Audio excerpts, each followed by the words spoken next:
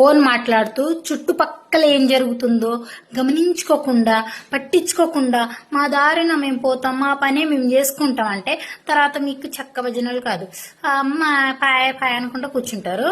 అయితే ఒక అన్ని ఏం చేసిండు తెలుసా, అట్లనే ఫోన్ మాట్లాడుతూ వెళ్తున్నాడు.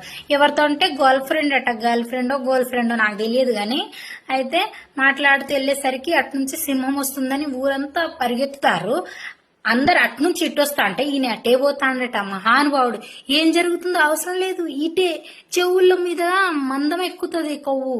అదే లవ్లో ఉంటారు కదా, ఒంటి నిండా కొవ్వే అప్పుడు. అయితే వెళ్తూనే ఉన్నాడు.